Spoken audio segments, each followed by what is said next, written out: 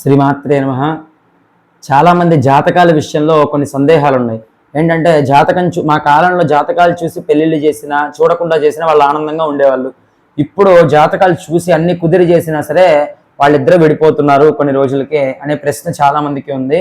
ఈ విషయం గురించి ముందు మీరు బాగా అర్థం చేసుకోవాల్సిన విషయం ఏంటంటే, పూర్వకాలానికి ఇప్పటికీ ఉన్న వ్యత్యాసంలో ఈ జాతకాల విషయంలోనే కాదు, అప్పుడు సాంప్రదాయాల విషయం గురించి కూడా ఒకసారి ఆలోచించారు. పూర్వకాలంలో పెళ్ళయిన తర్వాత భార్యాభర్తలు ఇద్దరు ఒక ప్రదేశంలో ఉన్నా ఎక్కడున్నా సరే వాళ్ళిద్దరికి ముందు అందరికీ ప్రతి ఒక్కరికి భగవంతుడి పైన భక్తి శ్రద్ధలు ఉండేవి. దాంతోపాటు ప్రతినిత్యం ఇంట్లో దీపారాధన ఖచ్చితంగా చేసేవాళ్ళు.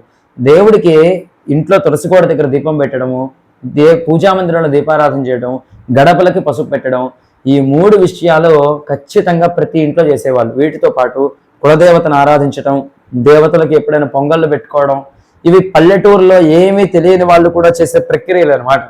వాళ్ళకి ఏమవుతుందంటే, ఎప్పుడో మనం ఒకరోజు విశేషమైన రోజు తలస్నానం చేసి దేవుడి పూజ చేస్తాం, వాళ్ళు ప్రతి శుక్రవారం చేసేవాళ్ళు.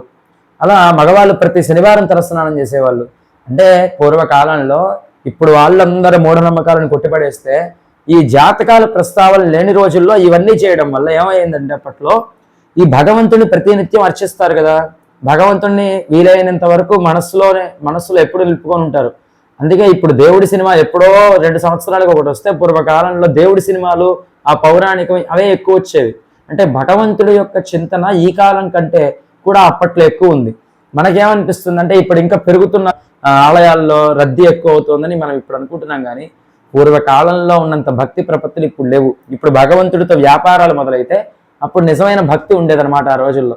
కాబట్టి జాతకంలో ఎక్కడన్నా చిన్న చిన్న దోషాలు ఉన్నా సరే ప్రతినిత్యం వీళ్ళు చేసే ఆరాధనతో అవి తొలగిపోయి ఇంట్లో ఎప్పుడూ కూడా ఒక విధమైనటువంటి ఆనందకరమైన వాతావరణం ఉండేది వాళ్ళు చేసే నిత్య దైవారాధన వల్ల. మన భాషలో చెప్పాలి అంటే పాజిటివ్ వైబ్రేషన్స్ అనమాట. ఇంట్లో అవన్నీ ఎప్పుడు ఉండేవి. తద్వారా అందరి మనస్సు ప్రశాంతంగా ఉండేది.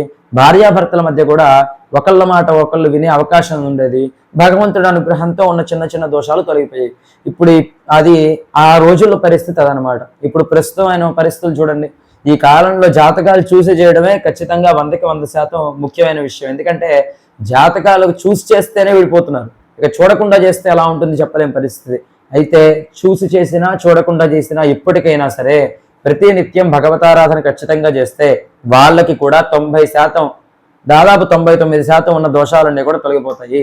ఎందుకు అంటే, ఎప్పుడో మాకు జాతకంలో దోషం ఉంది కాబట్టి ఆ ఒక్క రోజు వెళ్ళి దేవుడు పూజ చేసుకుని వస్తామండి అంటే అవ్వదు. ఇప్పుడు మన కర్మ ఉంటుందండి, పూర్వజన్మ కర్మ, అదే మన జాతకంలో కనిపిస్తుంది. మన కర్మ ఒక పెద్ద కొండలాగా ఉంటే ఆ కొండని మనం తొలగించాలంటే ఎన్ని రోజులు పడుతుంది చెప్పండి.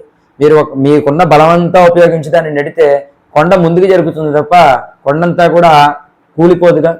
అలా చేసేటువంటిది ఏది అంటే, మనం ఉన్నటువంటి కర్మలో ప్రతినిత్యం చేసే భగవంతుడి ఆరాధన.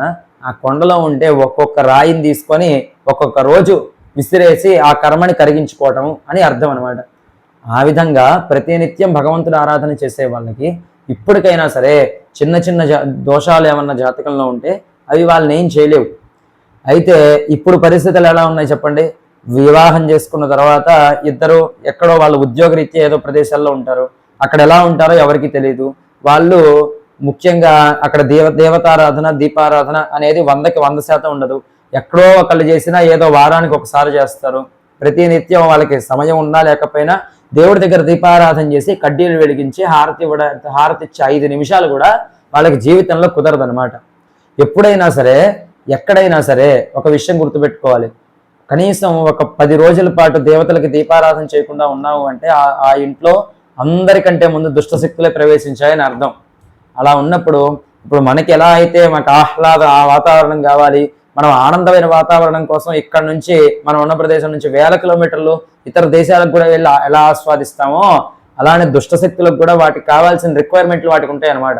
ఇప్పుడు ఎక్కడైనా సరే మాకు బాగా ఎక్కువ బూజుండి బాగా చీకటిగా ఉన్న ప్రదేశాల్లో అలాంటి ప్రదేశాల్లోకి వెళ్ళి ఉండాలని వాటికి కూడా ఉంటుంది. దేవతారాధన లేకుండా అలా ఉన్న ప్రదేశాల్లో వెళ్ళి ఏం చేస్తాయి, అక్కడ ఉన్న మనుషుల యొక్క మనస్సు మీద అవి ప్రభావం చూపిస్తాయి. అప్పుడు ఏం లేకపోయినా ఇంట్లో చిరాకులు గొడవలు ఇవన్నీ వాటంతటవే వస్తాయి అన్నమాట. అందుకే జాతకాలు ఎంత బాగున్నా సరే జాతకాలు బాగోలేకపోయినా సరే ప్రతినిత్యం కనీస దేవతారాధన చేయడం చాలా ముఖ్యం. వీలైనంత వరకు భగవంతుడి నామస్మరణ మనస్సులో చేసుకోవడం.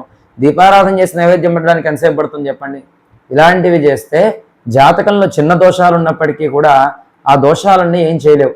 అయితే నిజంగానే జాతకంలో మనం అనుభవించాల్సిన కర్మ రాసుండి పెద్ద పెద్ద దోషాలు ఉంటే మాత్రం వాటికి ప్రాయశ్చిత్తం చేసుకున్నప్పటికీ కొద్దిగా తీరుతుందేమో. వాటికి కావాల్సినటువంటి విపరీతమైన సాధన వాటికి చేయాలి.